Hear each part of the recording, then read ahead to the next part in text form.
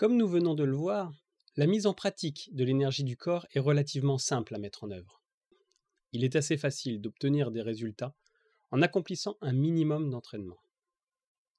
Je reviens quand même 2 petites minutes sur l'exercice du moteur de Tromelin, histoire de vous donner quelques conseils afin de réaliser un entraînement efficace. Tout d'abord, pour bien développer votre énergie, évitez les pensées parasites. Soyez à ce que vous faites toujours.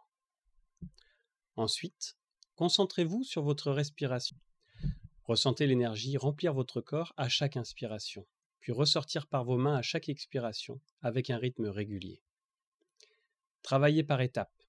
Premièrement, essayez simplement de faire tourner normalement le moteur. Lors d'une seconde étape, entraînez-vous à faire tourner facilement le moteur, puis à l'arrêter. Enfin, au cours de la troisième étape, vous ferez tourner votre moteur, l'arrêterez, puis le ferez tourner dans l'autre sens. En maîtrisant chaque étape progressivement, vous allez ancrer la technique dans votre inconscient. Nous aurons l'occasion de revenir sur ce processus d'ancrage dans d'autres vidéos. Mais revenons à notre développement. Nous savons qu'une énergie se dégage de notre corps et permet d'être utilisée vers une action précise. Comme je l'indiquais dans la précédente vidéo, la magie n'utilise pas seulement l'énergie qui sort de l'humain, mais également l'énergie qui se dégage de chaque forme vivante, et peut même utiliser cette énergie directement à la source. Alors vous vous demandez d'où vient cette énergie et pourquoi utiliser parfois un intermédiaire, comme une plante ou une pierre, plutôt qu'utiliser simplement cette énergie en la puisant directement là où elle est produite. Pour répondre à votre première interrogation, il faut comprendre que cette énergie circule dans l'espace en se répercutant au travers des corps ou des planètes qu'elle rencontre, comme le fait une bille dans un flipper. Son origine précise n'est pas vraiment connue, mais elle permet à l'univers de se mouvoir comme elle nous permet à nous, humains, de vivre. Du coup, certaines religions l'ont appelé Dieu, ou comme dans certains cercles occultes, énergie divine. Comme je le disais tout à l'heure, cette énergie avance au gré de ses rencontres avec d'autres organismes vivants ou planètes qui vont la filtrer en fonction de leurs caractéristiques propres. Ainsi, nous, êtres humains qui vivons sur la Terre, nous recevons 2 types d'énergie issus de la même source. Le premier type d'énergie vient directement de l'espace et porte l'empreinte des organismes vivants traversés par celle-ci depuis son départ de la source ultime vers notre direction. Cette énergie, nous l'appelons énergie cosmique et c'est sans doute la plus utilisée en magie.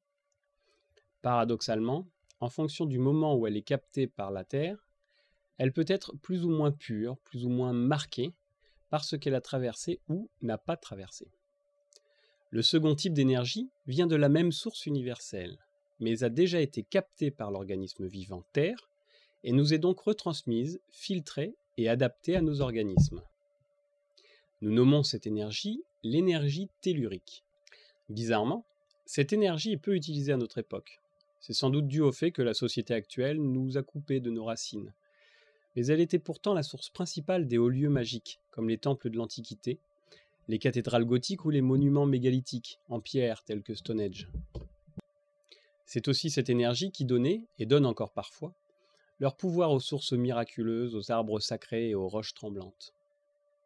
Ces 2 faces de l'énergie universelle se rejoignent en chaque être vivant, qu'il soit d'origine minérale, végétale, animale ou hominale, et leur permet de se mouvoir et d'exister. Mais du coup, chacun de ces êtres va à son tour produire une nouvelle énergie à partir de la combinaison de ces 2 énergies premières et en les passant au travers de son propre filtre. Ce qui, au final, nous donnera accès à une multitude d'énergies différentes et interagissantes entre elles. Bon, pour ceux qui n'ont pas tout bien compris, je vais illustrer mon propos. Prenons l'exemple d'une fleur. Celle-ci est plutôt joyeuse. Pour s'épanouir, notre fleur a besoin de l'énergie cosmique qui lui arrive en droite ligne de l'espace. De la même façon, elle profite de l'énergie tellurique de sa terre-mère nourricière.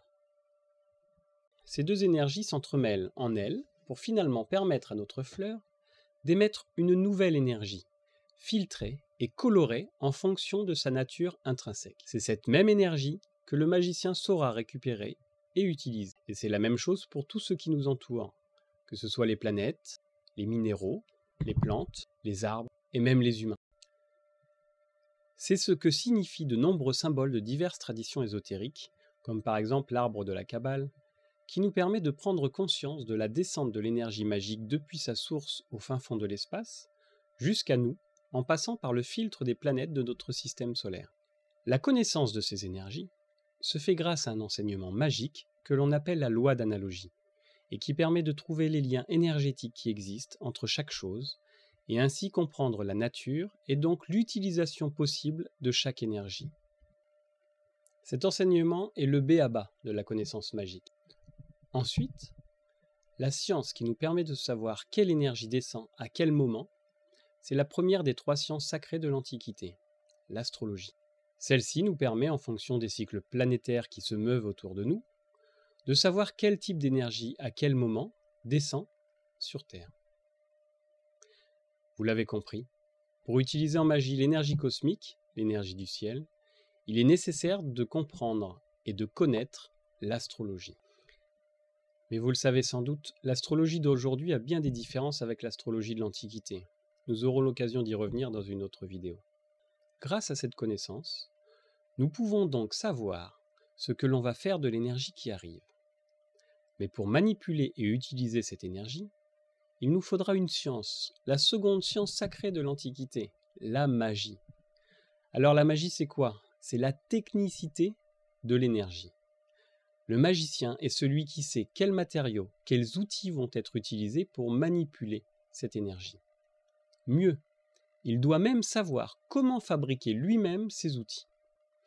Enfin, il doit connaître les propriétés physiques des différents filtres qu'il utilisera, quel que soit le plan physique sur lequel il se trouve, que ce soit des pierres, des plantes, etc.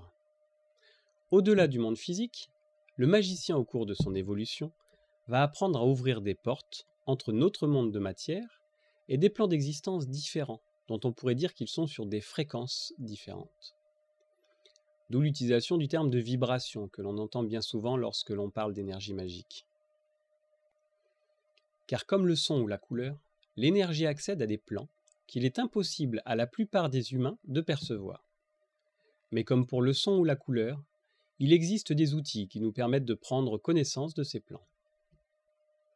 Tout comme il existe des humains qui naturellement sont capables de percevoir l'imperceptible.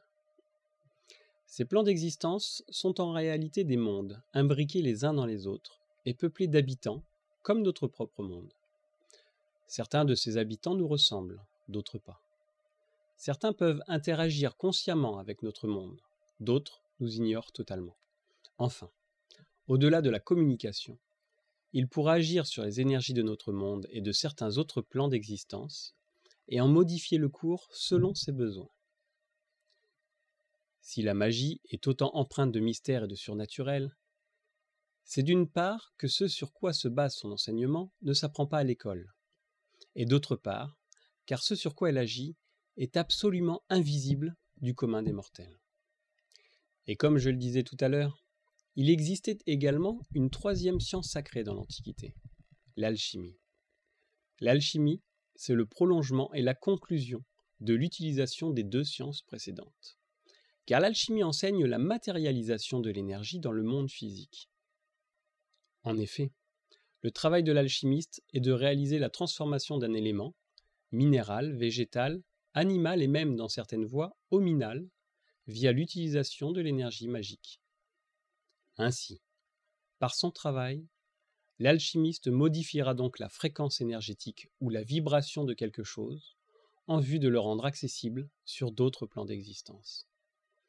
Notre corps énergétique étant lui-même constitué de différentes couches visibles sur d'autres plans d'existence, couches d'ailleurs que le commun des mortels ignore totalement, ainsi un remède alchimique, par exemple, agira non seulement sur notre plan physique, mais également sur un ou plusieurs plans énergétiques pour lesquels il a été destiné. Vous l'avez maintenant compris, la magie est une somme de connaissances éparses que le magicien se doit de réunir et de synthétiser afin de les mettre en application.